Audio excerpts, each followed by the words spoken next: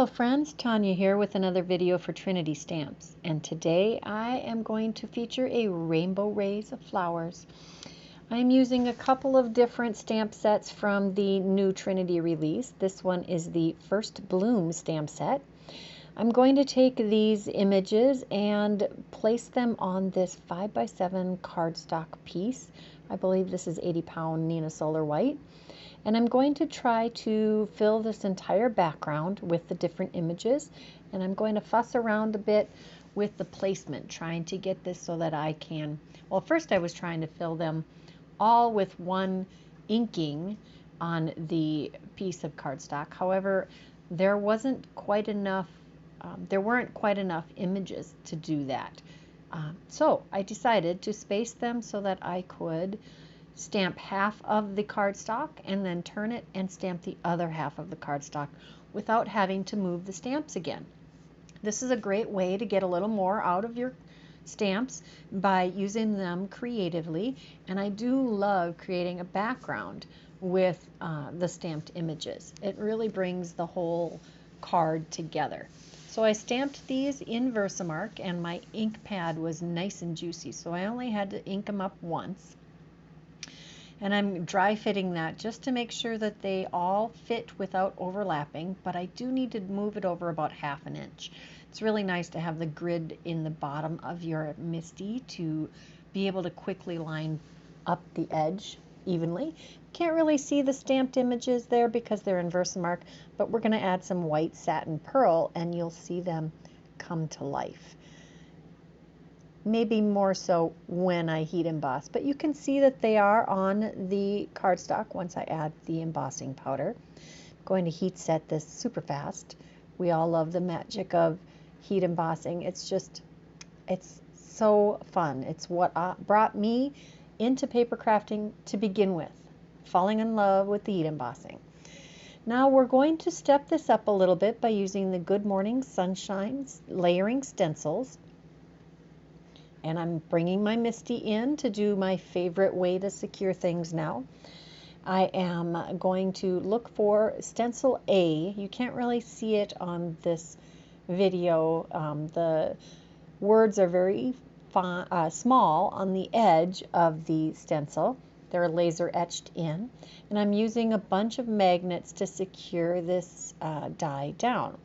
Now I'm taking some distress inks in a rainbow of colors. These are not oxides. These are just the original distress inks. I'm actually falling in love with those again.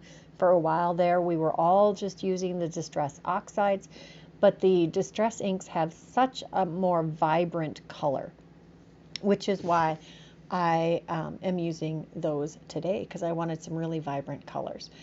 And I believe this is like Kitsch Flamingo and Carved Pumpkin, Squeezed Lemonade, Mowed Lawn, Salty Ocean, Dusty Concord. Yeah, I think that's what they are. And then I'm just going to buff off the extra ink from the embossing.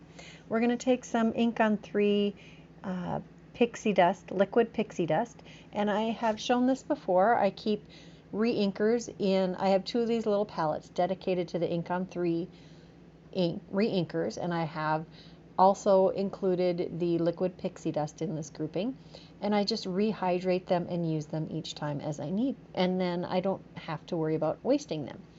Next, we're going to use the Friends Are Flowers. It's another one of these adorable gnomes, and he's holding this huge bouquet. Here are the greens I'm using. I am going to show you how I Copic color these.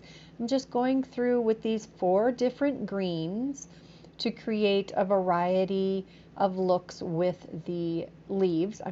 Some of them are 2-tone, some of them are only 1, because some of them are really tiny. I'm trying to keep each style of leaf in the same colorway.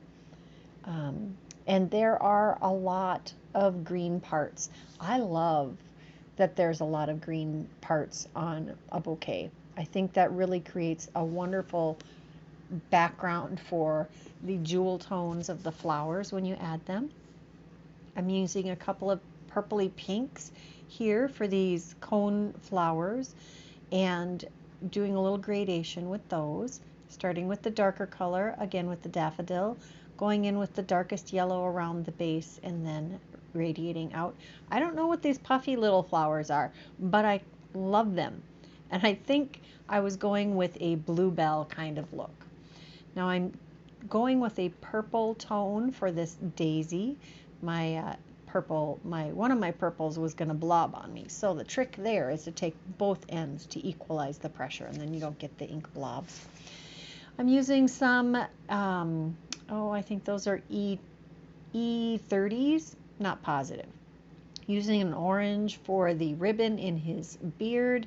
I think that is such an adorable touch, that little ribbon in his beard. And using a brown combination for his beard, kind of a red undertone there. Loving that. Yes, for once I did not color his beard gray or white. And I'm trying to have kind of a rainbow effect here. And I am trying to remember to show you which colors I'm using. If I had all sketch versus chow markers, that would be much more helpful.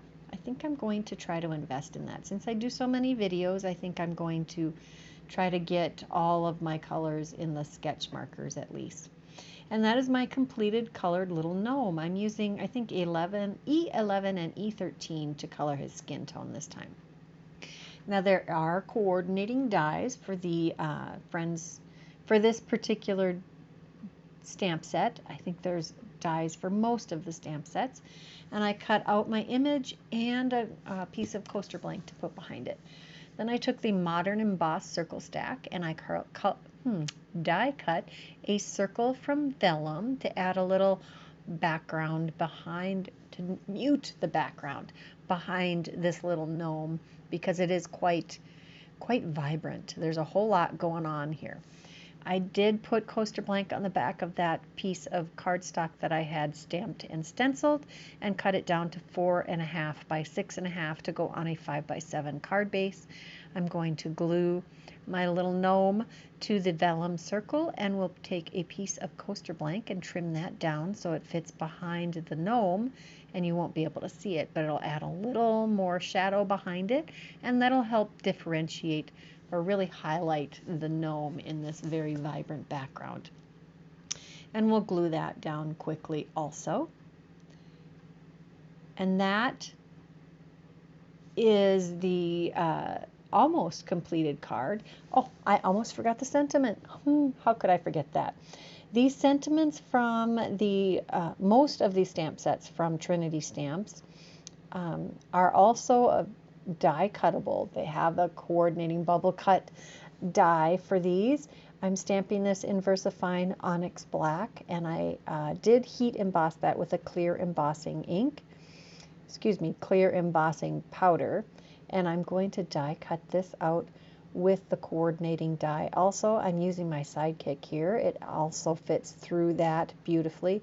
Now the gnome does not. You do need a bigger die cutting machine to cut out the gnome, but for this piece that worked out great.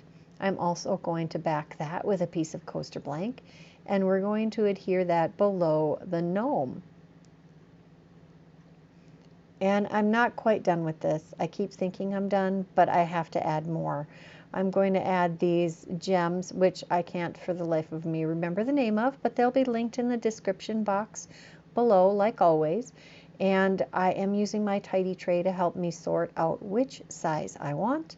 Scattered those around the card and just quickly adding them using my embellishment wand and some Barely Art precision glue to add a little sparkle. You can't ever have enough sparkle. What do you think of that? Do you love that card? I love it. I think it turned out amazing. I did think I needed a little more sparkle, so I'm taking the Stardust Jelly Roll from Sakura, and I'm adding some details to the flowers. There's never quite enough sparkle, is there? I think that adding a couple of dots of sparkle to each of those little fluffy flowers really added a lot to the whole thing, and to the center of that daisy. That really popped for me with that extra added Sakura Jelly Roll. Love it. Wouldn't this make a great Mother's Day card? I think that it would. I'm not sure which mother's going to get this one, but I think someone is. If you enjoyed this video, please give it a thumbs up. Leave me a message in the comments. Let me know what part of this card you liked or what you would have changed. Would you put the rainbow rays in there? If you haven't subscribed to this channel, please take a moment and hit that subscribe button. And if you're interested in any of the products that are used in this video, check the description box below. They will all be listed there. Until next time, bye-bye.